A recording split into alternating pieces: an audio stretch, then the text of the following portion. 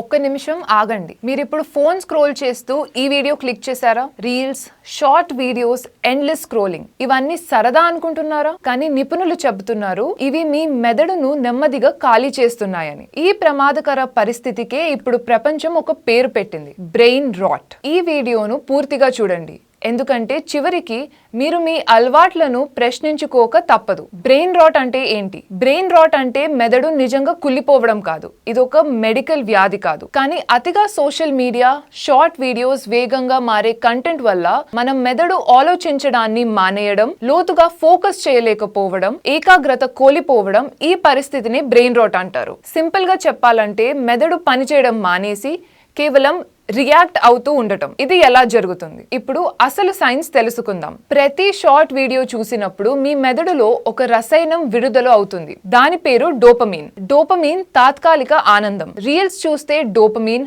మళ్ళీ రీల్స్, మళ్ళీ డోపమీన్. ఇలా జరిగితే మెదడు లోతైన ఆలోచనని బోరుగా భావిస్తుంది. పుస్తకాలు చదవడం కష్టం, ఒక పనిపై ఫోకస్ ఉండదు.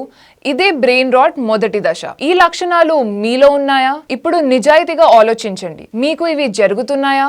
5 నిమిషాలు చదవలేకపోవడం, ఒక పని మధ్యలో మొబైల్ చూడాలనిపించడం, చిన్న విషయాలకే చిరాకు, గుర్తు పెట్టుకోవడం కష్టం, రీల్స్ లేకపోతే బోర్, నిద్ర ముందు స్క్రోలింగ్ తప్పనిసరి. ఇవన్నీ ఉంటే మీరు ఇప్పటికే బ్రెయిన్ రాట్ జోన్ లో ఉన్నట్టే. బ్రెయిన్ రాట్ ఎవరికి ఎక్కువ ప్రమాదం? నిపుణుల హెచ్చరిక ప్రకారం పిల్లలు, టీనేజర్లు, యువత. ఎందుకంటే వీరి మెదడు ఇంకా అభివృద్ధి దశలోనే ఉంది. ఈ దశలో అతి డిజిటల్ డోపమీన్ అలవాటు అవుతే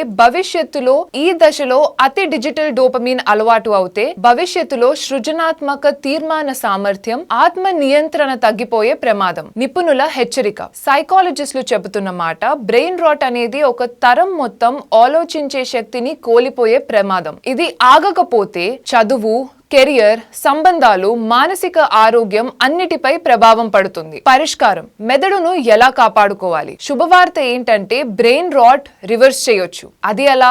రోజుకి స్క్రీన్ టైం ఫిక్స్ చేయండి. రీల్స్ కి టైం లిమిట్ పెట్టండి. రోజుకి 20 నిమిషాలు పుస్తకం చదవండి. ఒక పనిపై ఒకటేసారి ఫోకస్. నిద్ర ముందు నో మొబైల్. నడక, ధ్యానం అలవాటు చేసుకోండి. ఇవి చిన్నవే అయ్యుండొచ్చు, కానీ మెదడుకు ఇవే మందులు. ఒకసారి ఆలోచించండి, మీ మెదడును మీరు ఎవరికి అప్పగిస్తున్నారు? రీల్స్ కా, ఆల్గోరిథం కా, స్క్రీన్ కా, లేదా మీ భవిష్యత్తు కా?